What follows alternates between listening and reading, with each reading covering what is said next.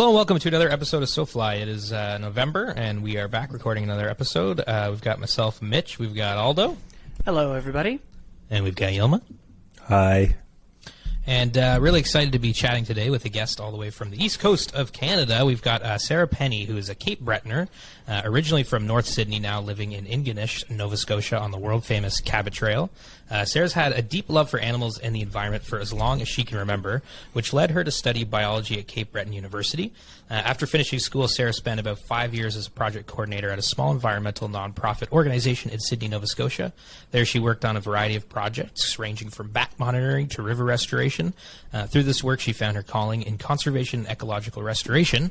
Currently, Sarah's a resource management officer at Cape Breton Highlands National Park. Her main role is a coordinator of the Cape Breton Highlands branch of the Atlantic Park Salmon Recovery Project, which luckily involves lots of wading in streams, counting fish, and enjoying the beautiful scenery of the Highlands in all the seasons. In her spare time, she loves hiking, kayaking, gardening, and spoiling her senior cats, Oscar and Spooky. Today, she's on SoFly to discuss the Clyburn Salmon Recovery Project at Cape Breton. Sarah, welcome to the show. Thank you so much for having me. Excited to be here.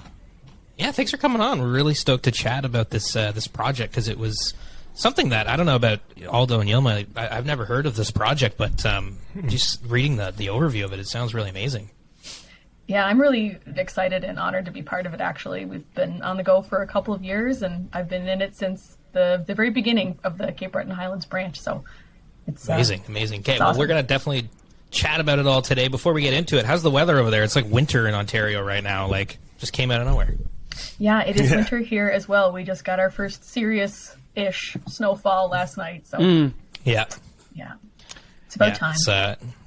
It definitely feels like we didn't have much of a fall, though, here. Like, it was we didn't have 20 a fall. degrees. It was like 25. I was like in T-shirts on patios for the most part. I don't know if that was what Cape Breton was like. Same thing. Yep. Yeah. Lulled into a false sense of security, and then winter. Yeah, exactly. Yeah. Yeah, I love it.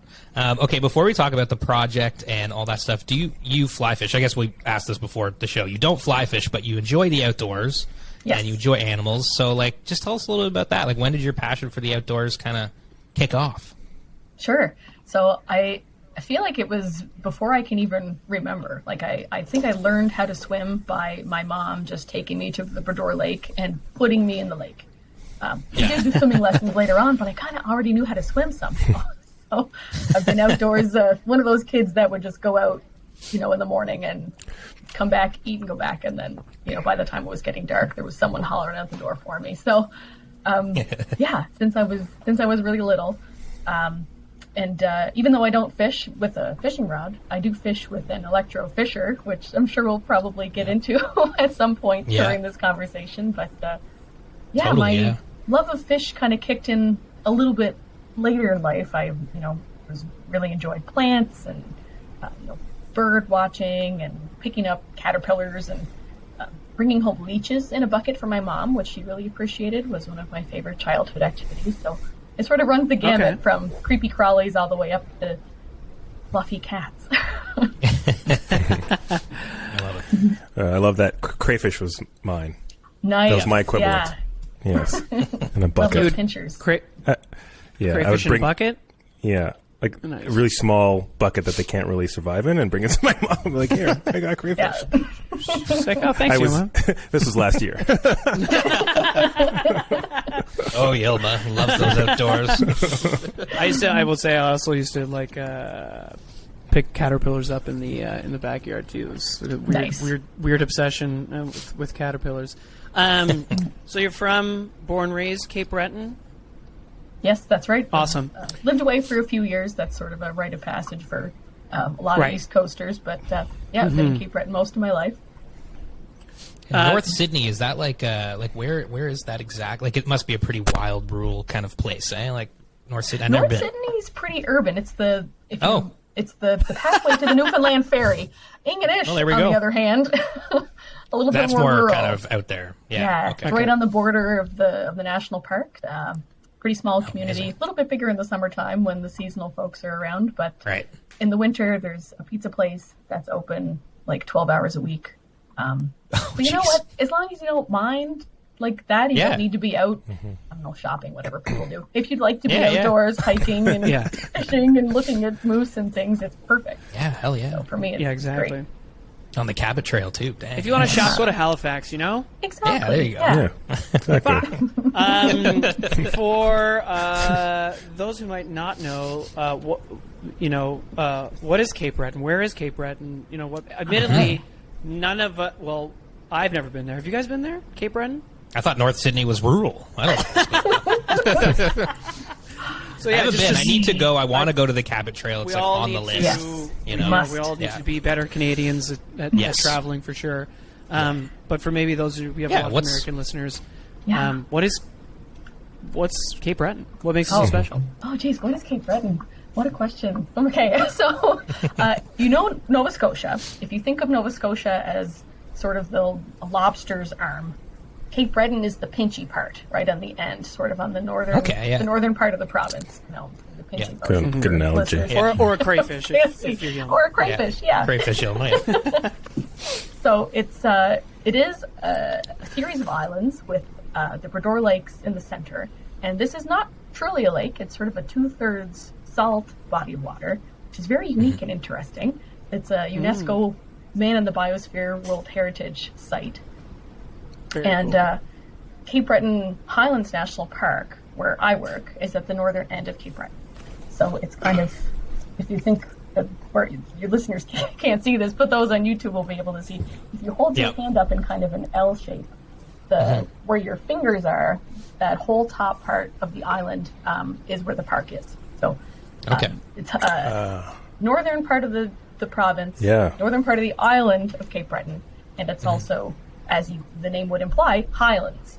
So higher elevation, a series of mountains and barrens at the top. It's a beautiful place. In any season, there's something to see. There's lots of mixed forests. So, in the fall, you get just a rainbow of colors, red maples and yellow larch. It's gorgeous. It's a gorgeous place. Seafood is great. Can highly recommend coming to Cape Breton to eat things. And the people are very friendly.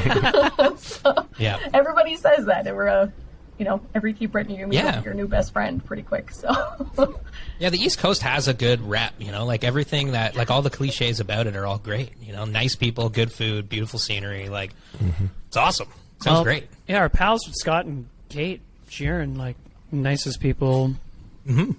Nicest people. 100%. Yeah, super super nice. So I guess it's true. I'm looking at all the movies filmed there. Filmed in the East Coast? Oh, yeah, look at you go, Yelma. What do you find? Any good ones? Squanto, A Warrior's Tale, 1994. Oh, very, very interesting, Yelma. This is adding a lot. The Last King of the High Kings. Oh, look at that. Okay. Well, we'll have to check those out. Next. Okay, so maybe we talk a little bit now about, it's called Clyburn Brook. Is that how you pronounce it? That's right. Okay, so what is Clyburn Brook? Like, why is it special? What is this river brook thing? Sure. So Clyburn Brook is on the eastern side of Cape Breton Highlands National Park. It's located in the town of Ingonish Beach, not to be confused with the beach, Ingonish Beach. Okay. And it is essentially, except for maybe the very, very end, the entire river system is within the park boundary. So it's unique in the respect that the entire watershed is contained within a protected area. You don't see that too much, even in and around the park. Usually the rivers are so big that they cross the boundary and parts of them aren't protected. So it starts in the Highlands. It's the wetland, sort of groundwater fed system. It doesn't have a big lake or a reservoir or anything, which makes it a pretty flashy bugger when you get a rainfall or a snow melt, but keeps you on your toes.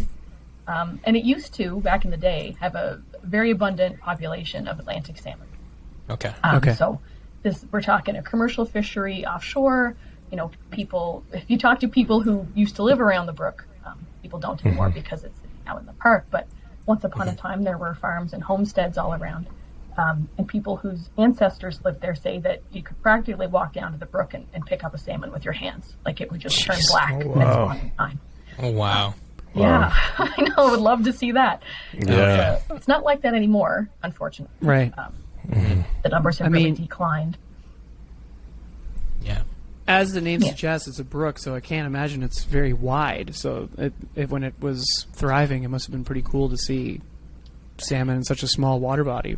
Yeah, even in the widest parts at the sort of right above the estuary, 20 to 30 meters width is about as wide as it gets. And there's some parts that are quite narrow and rocky. And because it goes up into the Highlands, there's really steep parts with big boulders and waterfalls. And, of course, it's in a valley because it's cut into the Highlands plateau. So it's this super steep river valley with all these beautiful trees around and, no buildings or anything to interrupt. It's just, once you get above the golf course, it's just an absolutely beautiful place to be. Imagine back in the day, like living on a homestead next to a river like that. Oh my gosh, right? Like that's the dream, like that's the fantasy. That'd be insane. I can't even imagine. So we all kind of know this, I think, like if people are listening to this and, we know everybody's kind of familiar with some of the threats facing salmon, but what happened to these fish? Where'd they go? Yeah, really good question. So the population started to really decline in the late 90s, early 2000s, right around the same time that things were starting to decline everywhere. And we don't totally know why. It doesn't seem like it's in the river. The river still does a decent job of producing juveniles. It's, other than things are a little bit warm these days, it's a pretty healthy system, which you would expect, given that it's within a protected area. But we're pretty sure that it's something happening in the ocean. What exactly that is, there's lots of speculation and options, but I don't think anyone's really pinned it down. Right. Are there other fish species in that river? Yeah, there are. So one of my little buddies are brook trout. There's lots of them. American eels. Also a big fan of American eels. Very endangered here. Are they? Yeah. Interesting. Yeah. In the Great Lakes system, yeah. Yeah, they used to be thriving, and now they're not. Oh, wow. Just as an aside. Yeah, no, good to know. They do. Yeah. They seem to do pretty good in Clyburn Brook, so hopefully that stays that way, and hopefully they come back where you are. Yep. Yeah. Yep. Yeah. We also get rainbow smelt. Cool. And the odd Gaspereau or alewife. I don't know. Is Gaspereau a Cape Bretonism? Or do you I think so. I know alewife. Alewife. That's cool. Yeah, wow, what a fishery! Like what an amazing little habitat. That's brook trout, Atlantic. So it's a very clean brook. Cold, cold, clean, fresh. Yeah. Is it dammed anywhere? No. Oh, cool. Very cool. No dams. You can. I thought there was a barrier waterfall, but then we went and fished above it, and I found out that was not true. So I don't know how far up the barrier, if there was a barrier, where it would be, but. Okay, so this river is same condition it was. Very good habitat, great ecosystem. There's no barriers. It's protected, and yet the fish have depleted. The stocks of salmon have depleted. Exactly, and as far as we can tell, not the brook trout. So another reason why we think it's not something happening in the river. Yeah, it makes sense. Right. So is there work being done to kind of understand where the source of the problem? Like, are you all looking at the ocean and doing that kind of research, or? Very minimally. So the park boundary kind of ends at the ordinary high water mark, and then you're into fisheries and oceans jurisdiction and that sort of thing. So I mainly focus on the river where I have access and the ability to make some changes. But we are a partner on a project that's run by Fisheries and Oceans and the Unama'ki Institute of Natural Resources here in Cape Breton, and they have been putting acoustic tags into kelp and smolt and trying to track where in the ocean they are going. They're intersecting with potential oil and gas developments or places where maybe there's fishing to try to shed some light on the situation. So we tagged 24 smolt this spring with some acoustic tags to try to help. But that's been about the extent of my ocean work. We're sort of relying on partners and keeping up on research to cover that aspect of it. Well, that makes sense. Yeah, that's cool. I mean, at least that's cool. You get to do some stuff, and then also, like you say, tap into the research being done by others. Okay, so what has Cape Breton Highlands National Park how have you been helping fix this problem? Because, I guess what is the project? You've noticed there's no salmon, so what are you all doing? That's a good segue. Right. Yeah, so we noticed there's no salmon. We have been doing snorkel surveys since 1985, counting them every November. and have That's just fun. watched the number. Yeah. I know it's sad, but that's just fun. Yeah, no, it is really fun. Yeah, coming face to face with a salmon and its own turf is cool. quite the experience. Pretty awesome. But they used to see, over 100, in the 1980s, and now if we see 20, that's a banner year. Ideally, we'd like to see 75. That's so the minimum sad. conservation requirement, and it hasn't met that number since 1990. Wow. So, having seen this decline that stayed present, so it's possible that a population will fluctuate and it'll dip and it'll come back, but this has been low for decades now.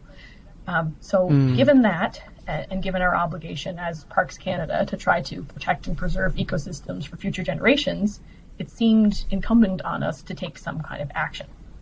So we looked at what Fundy National Park is doing in their salmon restoration program, noticed some success that they were having, and we decided to do a smolt to adult supplementation project. So basically what that means is I catch the smolt. For those who aren't familiar, these are your sort of teenaged salmon. They're on their way out of the river, headed to the ocean.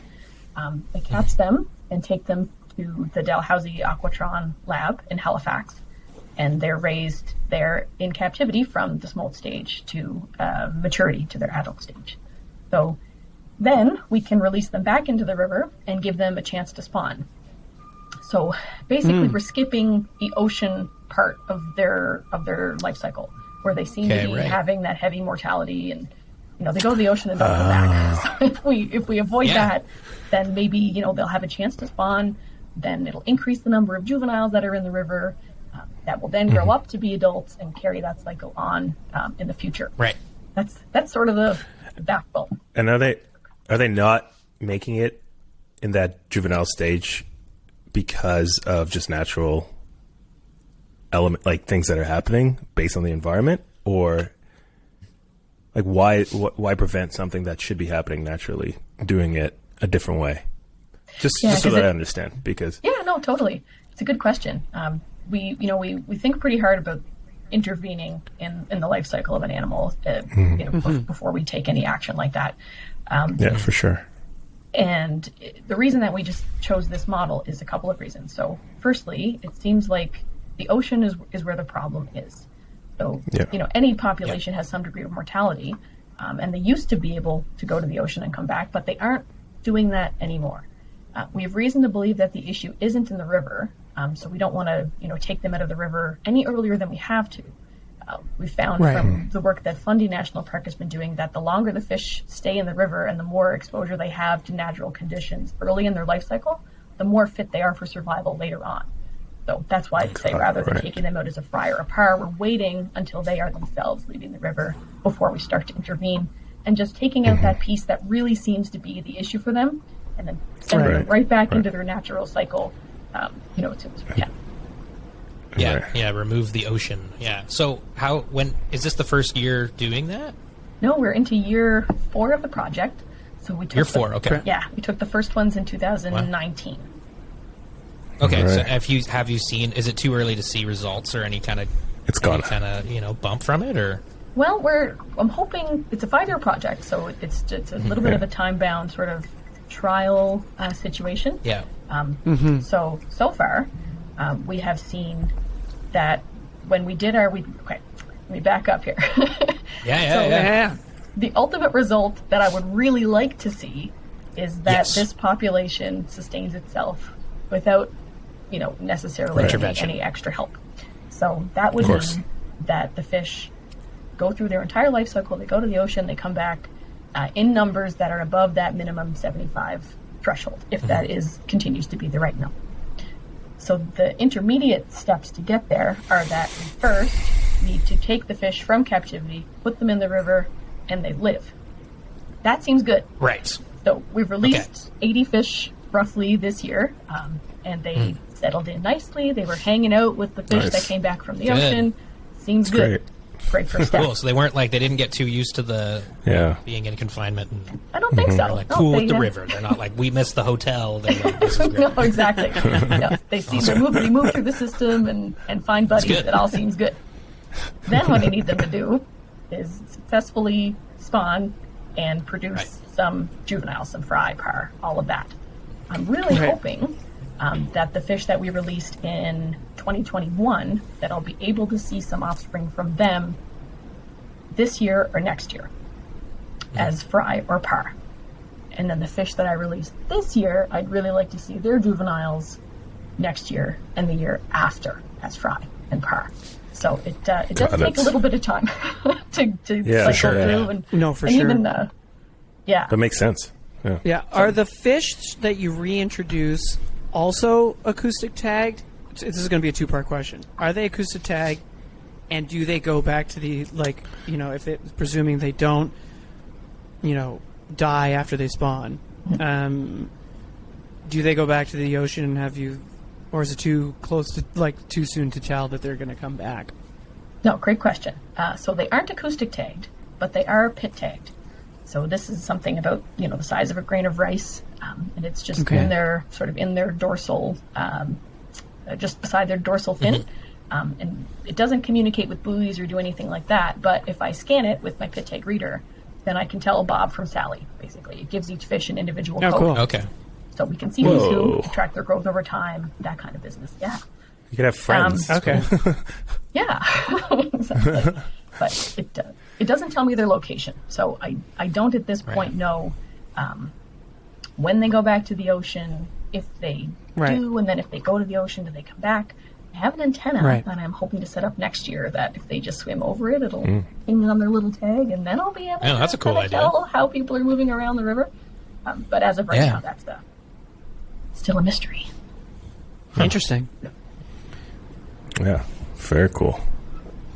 So, okay, so then, all right, so you've got you're raising them in the tanks, you got them back in the, you know, hoping that this all starts to take on, you know, maybe what nature takes over. Nature takes over, or finds whatever. a way. I mean, I have to imagine you like once you knocked off that the river isn't a problem, you're almost like, thank God, and also, oh shit, because you're like looking at the ocean and you're like, oh God, now we got to figure out what's wrong in the ocean. In the ocean, yeah. Not just so much the river. I'm not saying cleaning or changing a river's temperature is an easy task, but in a way, it's, I don't know. At least it's concentrated into the one area. So how do you even go about looking at the ocean, being like, okay, what can we do, or how can we, you know, get a data state, like some sort of a data set that can help you save these fish? Yeah, good question. So the ocean is too big of a problem for one person. Let's put it that way. 100%. Yeah. The river I can maybe handle. So in terms of data, some of the information that we're collecting is, you know, we're continuing to count fish that return from the ocean and see, does that increase over time as we keep doing adult releases? And do fish leave and come back again? That would be awesome. I'd really like if they did that. Yeah, that would be also sweet. We're counting the juveniles. So this is that electrofisher I mentioned before.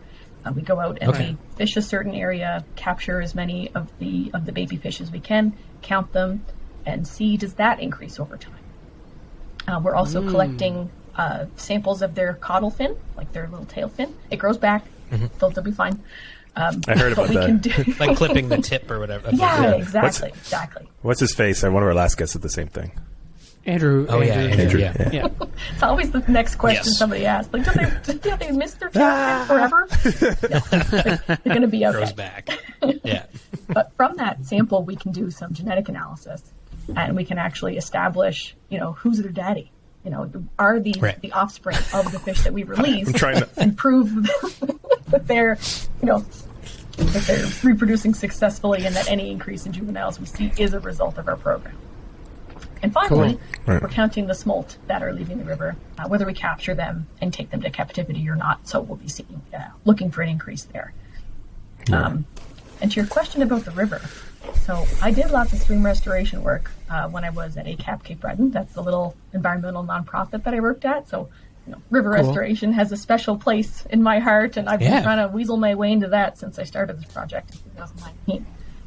There's always work to be done, right? You know, even though it's a beautiful system, you know, and there's lots of good things about it, it is still subject to climate change, just like everything else in the world. We do see, temperatures go sky high in the summer. Some places they're over 25 degrees.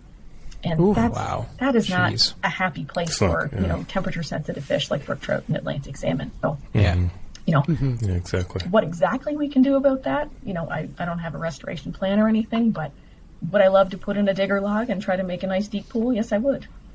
So it's on my radar. Yeah. Right. Yeah. That's true. I guess there are things you can do because, climate change is like a whole other thing. Like a big pool in a river. Yeah. But are there like things kind of getting in the way of doing that kind of restoration on this specific system? Just time and funding. If I can pull those two things together, then I'm all set. Yeah. You're really deducing everything. You're like, okay, that's not it. And every year until you figure, Yeah, is that right? There's probably no one single answer to what's wrong. And if we can tackle as many things as I do have control over as possible, then I feel like that maximizes our chances of having a positive effect on the overall ecosystem, which is really, what we're after here. The salmon are, important for their own sake, but they're also part of a bigger picture. That includes the river and the brook trout and the trees around the river and exactly the whole watershed. For sure. What an icon Atlantic salmon is, For the people out there, I wasn't deducing, I was deducting. Sorry. So, there you go. Exact same we all word, believed but you. You should just go with it. Yeah, I know. I should have just gone with it. Eh? Yeah, you just go with it. Good.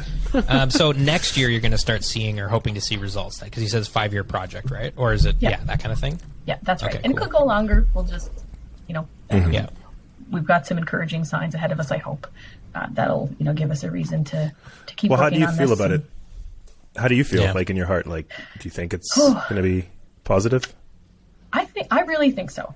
It's when we first were ready to bring the fish back and release them into the river, it's really exciting. But as the person coordinating the project and who's ultimately responsible for the well-being of the fish, it's also like completely terrifying.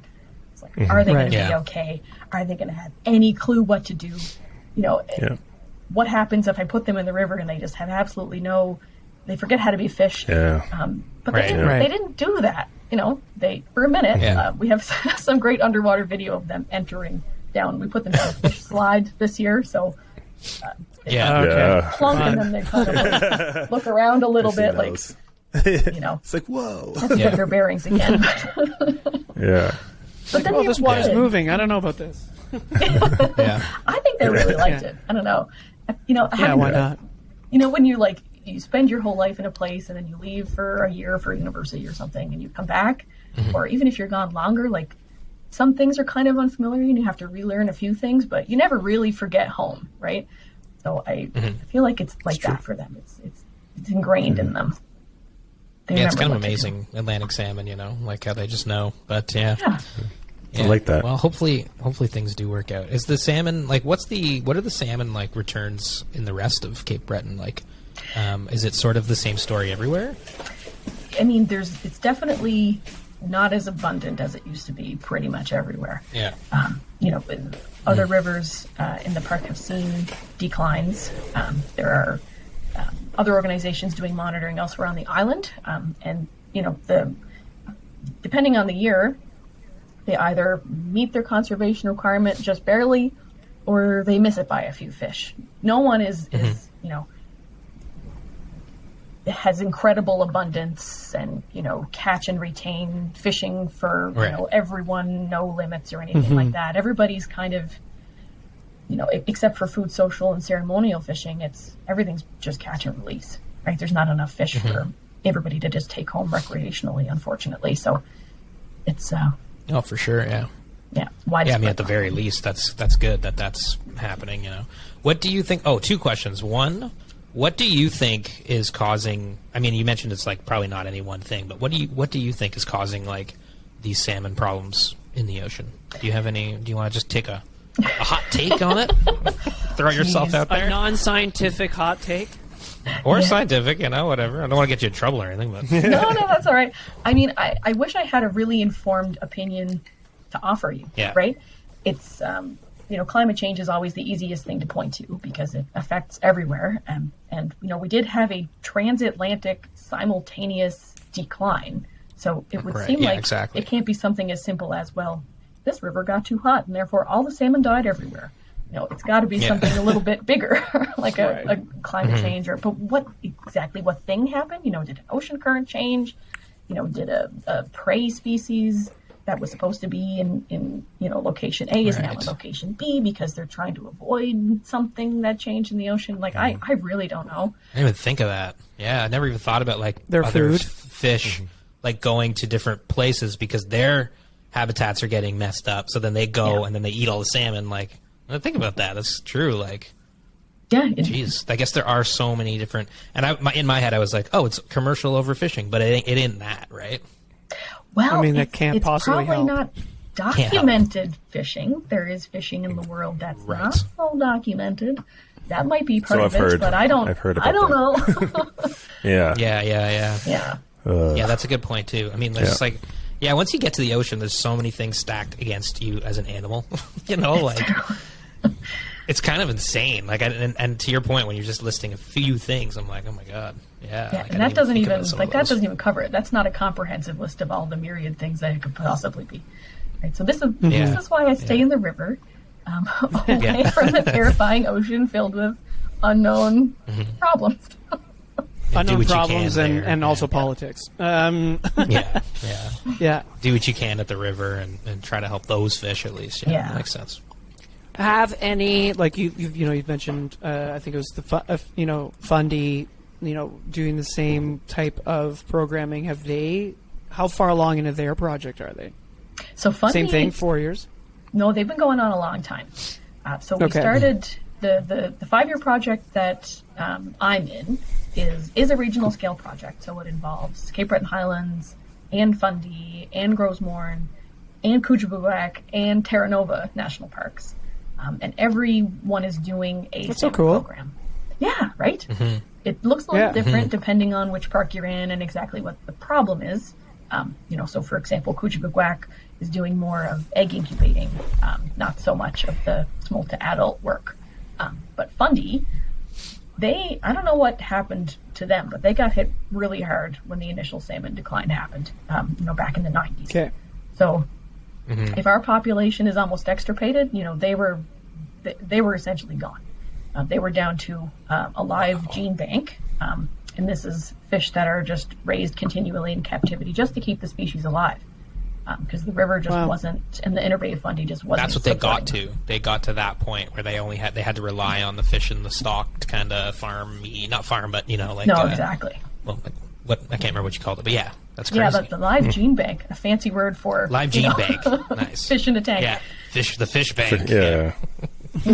Wow. So that's crazy. That's wild. It is. And through their interventions, though, they've gotten to the point now where they've actually reestablished a wild population of juveniles.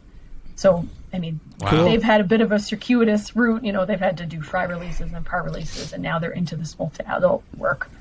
But it's through their work that we found that the fish that, like I said before, the more exposure they had to wild conditions during their early life stages, the more fit they were later on. So even though it was, hard for them to be in, a situation where they basically had no fish in the river, we learned a lot through the work that they've done. And we're hoping that we can learn a lot through this multi-park program too about, when is a good time to intervene. Probably before you have no fish left, I would say. Yeah. But, when in the decline of a species do you start, and how light of a touch can you use to get the results that you want? These are, questions that we wouldn't be able to answer if it was just Cape Breton Highlands doing a salmon project. But because it's 5 parks all working together, we might be able to answer some of those bigger questions. Have 5 parks ever worked together like this before, to your knowledge? That's a good question. Has there been like cross park collaborations in I don't know, Parks Canada history? I would say I couldn't give you the details of them, but I'm sure there have been. Like there's parks out west, like Yoho, Kootenai, that are right next to each other and share borders, and they have wandering herds of caribou, hopefully, things like that Right. wander through multiple Yeah. parks. So they must be working together, but, you know. It would they make wouldn't. sense. Yeah. They'd have all those details.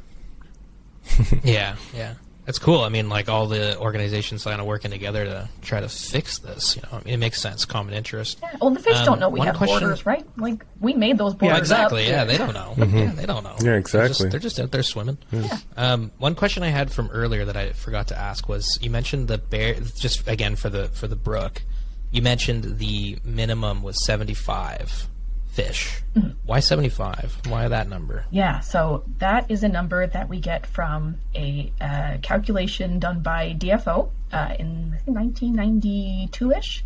Basically, it's based on how much habitat do you have and how many eggs can a fish of a certain size produce, and how many juveniles do you need to have a self-sustaining population. So, you know, they've done all the mathematics and Right, you know, all the calculations. back research and to figure out exactly all those figures. But essentially, they've determined that in order to have a population that produces enough juveniles to sustain itself, you need 75 adult fish. And they look Okay. at, Oh, things cool. like what's your ratio of males to females and your ratio of multi-sea winter to, grills, because the body size, at least for females, affects how many eggs they can carry. So there's lots that goes into it. But interestingly, just a couple of makes years sense. ago, NASCO figured out that, considering the amount of declines that we've had since the 90s, the number of eggs that you need to produce a single adult is now double what it used to be. Yeah. So I don't know if that figure needs a little bit of revision, but, I'm... A little adjustment, yeah. If I need to put more salmon in the river, happy to do it. Happy to do it. Yeah. Yeah. Yeah. More the merrier, right? Well, Yeah. it's also an interesting way of going. I mean, like you said, it would be better if you never had to interfere, but it's better than stalking Yeah. fish. Yeah. Like it's a different type of intervention as opposed to just like blindly stalking fish and Right. taking that wild element out of the gene pool, which is kind of cool. Right. Yeah, we want to be mindful about what we're doing, right? Yeah, exactly. Protected areas have their own ability to sort of be resilient and, figure things out for themselves because there's sort of minimal other problems in them. But sometimes things just get to the point where you have to weigh the risks, right? And for Yeah. us, there's some risk of intervening, but we, take steps to mitigate those. We do health testing on the fish before we transport them. And we are monitoring what we're doing to see if the effect is the effect that we want, and if we didn't take action, we might end up in a situation where that population of fish is extirpated. We may be, Yeah. at the point where we have to start a live gene bank and really would rather, intervene with the lightest possible touch in a mindful way while we still have some wild fish to work with, and then we can do the minimum instead of having to really be heavy-handed. Yeah. Yeah. Yeah, that's great. That's great. I mean, okay, so the project has kicked off. You're in year 4. You're going to kind of you're going to wrap it up. Why 5 years? How come you guys are going to wrap it up next year? That's just the funding cycle. There's no Oh, I see, right. no Okay, real yeah, good yeah. biological reason for that. Luckily, the funding system is flexible. It biology is recognized to some degree, but you can't have people applying for 30-year projects. Even though would I love to do this for 30 years? Absolutely.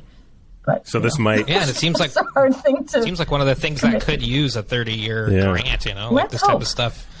It's not. I think it's going to get better overnight. Or just No, an no. infinity grant. It's like, why don't we just always have money for Atlantic salmon? Like This is the dream. Yeah. It's Oh, hey, we're well, getting 5 the years, fight. we did it. So no, but it's not just. It doesn't end 5 years, right? Like if you have results, you'll get more funding, right? No, exactly. We just want to see Yeah. something, Yeah. some encouragement in the 5 years. Like that's almost Right. no time in the life cycle of No. an ecosystem, For sure. right? Exactly, And that's yeah. what we're thinking about. 'Cause sure, like I said, the fish are great, but they're also bringing nutrients back with them from the ocean that enriches Yep. the whole river habitat. We want to see that. cycle. Yes. So it's Yeah. it's going to take a minute to achieve that. So I'm So not done we yet. talk a lot. We talk Yeah, a lot yeah. actually on this show about like the problems facing fisheries because it's like obviously a pretty evident thing these days, with climate change and all Yeah. the problems in the ocean and especially with migratory fish like Atlantics. Do you ever get discouraged, or like how's your just perspective on the whole thing? You know, like how do you feel about where things are going? It's a really good question. It's I feel like maybe working in an environmental nonprofit really teaches you how to have hope, because every time you turn around, somebody is saying, doing that really doesn't matter, and don't the world's ending, climate change, da da da da da. What's the point of doing this? Why don't you just go home and just see what happens and wash your hands of it? But I know for sure that doing nothing isn't going to work, right? So I have the option to sit here and be a witness to destruction and the loss of a beautiful species and the decline of an ecosystem and the fracturing of the connection between people who live around the brook and the species that they love. I can do that, sure. Or I can, do my damnedest to try to make a difference, right? I feel like I am lucky to live in this place, in Ingonish and in Cape Breton, this beautiful ecosystem, and be surrounded by, incredibly smart, dedicated people who also want to help make the world a better place. And I feel like I owe it to, the generations who are going to come after me to try to do something about this, try to repair the damage that we've done as humans to the ecosystem, and try to restore things for their own sake. The fish didn't ask to be subject to whatever is happening to them in the world. And, if I have the ability to help them, I should at least try, So totally. Yeah, 100%. Things have worked before. I love that perspective. We've seen success from people coming together and making an effort, and I'm hopeful that this is going to be another case of big hearts and good minds all coming together to Me too. achieve something good. Me too. I feel you. I think like there's this weird thing going around right now, in the public discourse, where people are just like, the world's ending, what can we do? And everybody's just kind of accepting it. And I'm like, what's wrong with you? Like, what are you talking about? We have some power. Like, of course there's stuff you should do. Yeah. And this is one of those things. And so it's great to see, the work that you're doing. And I think kind of too, maybe this is just me, but I'm also just kind of hopeful that we're going to kind of figure things out. And I think it's through the stuff that you're doing and other organizations. So, I'm just curious because I don't live it every day. So I'm like, are people like you in these jobs? Are you like eventually just like, screw it? Like, people don't care. Like, like it must be such a disheartening thing sometimes. You know what? They don't have to care. I do. And after we've seen COVID have impacted what I'm trying to do. We've had, massive flooding last year that, the river was 3 times harder than it should have been and made a whole mess. But you just got to pick yourself up and dust yourself off, and you're right. It's for the fish. It's for the environment. It's not for, Exactly. I feel you. It's cool. I love that. Great. It's badass. I really hope that, we're going to have to do another show. Like, Well, we'll have to go out there Yeah. and go out do a there. show. we should do a show on the brook and talk about the brook. Sarah, you're like the cool. Cape Breton warrior. Oh, thank you. There's no better compliment for a Cape Bretoner. No idea. I love it. I love it. No, it's cool, and it's really interesting. Like, the Atlantics are one thing, but the brookies and all the alewife and all the other fish. That's really, really interesting. Yeah. So is your kind of gig just focused just on the brook right now, or are you doing other stuff as well in the park? So most of my work is, luckily for me, focused on Atlantic salmon and like on this project and on work in the river. That being said, everybody does a little bit of everything. So each Parks Canada administered site has a monitoring program. So this is where this snorkel survey that's been going on since 1985, that's where that comes from. So we're intended to keep an eye on things to make sure the ecosystem is in good shape. And then if it's not, we make some kind of intervention. So, I also do, electrofishing and fish monitoring in other rivers that aren't the Clyburn Brook. I do a little bit of, water temperature monitoring. Occasionally I measure tree seedlings, flip over pieces of wood and look for salamanders to check on the state of the forest. We all support each other and do, all kinds of weird and wild activives. So there's a cool job. Can I ask about the salamanders cool actually? Yeah, Such totally. a cool job. Because I've been to a few places and that's what I always do naturally, just to see how they're doing, you know? And I don't touch them or whatever. I just see that they're underneath the wet logs. So if you didn't find them there, is it just like a temperature change, or like why are you looking for the salamanders under the wet logs? Yeah, so just in particular, we're looking. No, because I just want to know, because like I've just been fucking salamander. And welcome to Salamander. Welcome to SoFly Salamander. I'm sorry, it'll just be quick, people. I just want to. I love salamanders. I am not hating on salamanders over here. They're just great. Yeah. Why do they like to live under? No, logs? that's not. That still wasn't my question. I understand your question, but don't worry. Thank you. So basically, we're in particular, we're looking for red-backed salamanders. These are probably the ones that you're finding in Yes, yeah. So these guys are super sensitive to, pollutants and things in the soil, and changes in moisture, and they also live their entire life cycle on land. So a lot of other salamanders and newt-type creatures have part of their life cycle at least in the water, whereas salamanders, the red-backed salamanders, don't. So that gives us a good indication that if something is wrong in their population, like if it's declining, then it's got to be something happening on the forest floor, because it can't be a lake that is nearby, because they don't go in the lake, and it can't be up in the trees because that's not really where they are. It might be a pollutant or a change in the temperature and moisture regime, which could be an indication of climate change or changes in, rain, water regimes or something. But they're a really good indicator of overall forest health, which you wouldn't expect because they're just a tiny little. I know, but I think the reason why I'm so interested is because I think innately I kind of knew that, but without knowing or without reading up on it, because I would see less and less of them as I got older in the same places, and I'd only find them in like the deeper parts of the boreal forest or wherever, or even up in Algonquin. And like I think it's just because you got taller, Yilma. You got taller. No, I still lift up those logs. Let me tell you. Anyways, thank you for humoring me for that moment.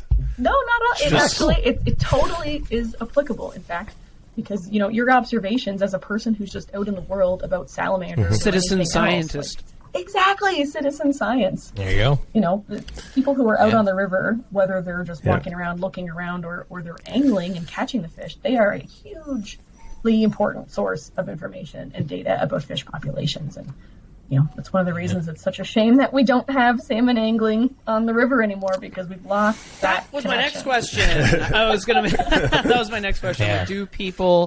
Is there still a catch and release fishery? Or I guess a better question now that I know the answer to that question is, well, hey, I live in Cape Breton or Nova Scotia or anywhere really. How can you help? Like, how can a citizen scientist help? And excuse my whining dog in the crate. Yeah, so Frankie. there is still fishing on Clyburn Brook, just not for salmon. You're allowed to fish for brook trout.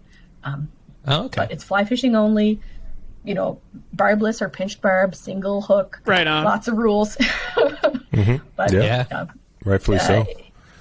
Yeah, we're trying to minimize damage, right? While still allowing people to connect with the ecosystem. But if you want to help, Parks Canada does accept volunteers. So if you are someone who would like to be out on the river helping to count fish in some way, you can sign up to be a volunteer with any of the Parks Canada sites. As well, if you are visiting really anywhere, a park or anywhere in the world, and you see a fish or any other animal or a plant, it doesn't hurt to have iNaturalist on your phone and just document that. You'd be surprised how much useful data can come from just having eyeballs all over the world contributing information. It's an app called iNaturalist? Yeah, I have it. So that actually... so it's not just picture taking and information, but it's giving you data. That's amazing. Oh, yeah. William's walking around documenting all the salamanders. Yeah, exactly. You got to start. He's downtown Toronto. He's just flipping over boulders Pigeon. and finding... There's another pigeon. Pigeon. But that's cool. Let's put that link in the show notes. I didn't know that it aggregated data. Okay, we'll do. We'll put that in the show notes. Okay. Nice. So, there it is. So, people could download that and use it to, you said, document things they see when they're out in nature? Yeah, just if you see a plant or a bird, just take a picture and upload it, and, the world of iNaturalist will help you identify it if you're not sure, and then whoever's interested can go back and mine that data later. I wonder if the iPhone, because iPhone has it built into the camera as well. I wonder if that also sends data over. Anyways, that's another conversation. We'll talk tomorrow, Sarah. It's fine. He does conspiracy. It's amazing. Cool. Amazing. I love Yeah. it. Sarah, you've got the coolest job in the world. I think you have a job that like pretty much every kid has dreamt of having, getting to just kind of take care of one of the most beautiful places on earth. And Days I can't believe I'm getting paid. do right by. Yeah. It's awesome. Absolutely. It's really cool. And Super cool. Yeah, like thanks so much for coming on and chatting with us about the project. And yeah, we'd love to definitely have another touch base on it in the future just to hear how it's going. Yeah. And, Yeah. Yeah, I mean, Definitely. we like we said, we met two friends who are guides in just south of Halifax, and we're going to go visit them next June, and we were going to go fish the Margaree with them. But maybe we'll also scoot over to Right? your side. I know. And I would love to see this brook for myself. And honestly, I would love to eat that 12 hours a week pizza. Yeah. Yeah. Hell yeah. We'll eat some Good pizza and we'll pizza. talk about the river. It'd be cool. Yeah. It'd be really cool. I'd love to see Yeah. it. If you're going to the Marguerite, you're only a couple hours away. There we go. Boom. I mean, Done. I've never been to Nova Scotia, so I'd like to spend a good, more than just a weekend there. Let's just put it that way. Oh, yeah. Yeah. You need a I've been to weekend. some really good whiskey bars over there too, so I'm looking forward to it. There you go. There you go. This trip is really shaping. Salamanders, itinerary. whiskey, pizza, and salmon. Here we go. Saving salmon. I think it's great. What more do you need? Shaping up What nicely. more do you need? But no, Sarah, Love it. seriously, thank you. It's Yeah. we talk a lot about conservation on this show, and obviously we can be a sounding board, but it's people like you who are actually doing the work, and it's appreciated by. Seriously appreciated by anglers all over Canada and the world. I hope it's definitely appreciated by us three. So Thanks, Absolutely. guys. Yeah. So thanks Yes, for coming 100%. on the show and Yeah, my pleasure. it's so cool. Awesome. Thanks, All right. Sarah. Well, take care. Awesome. Thanks.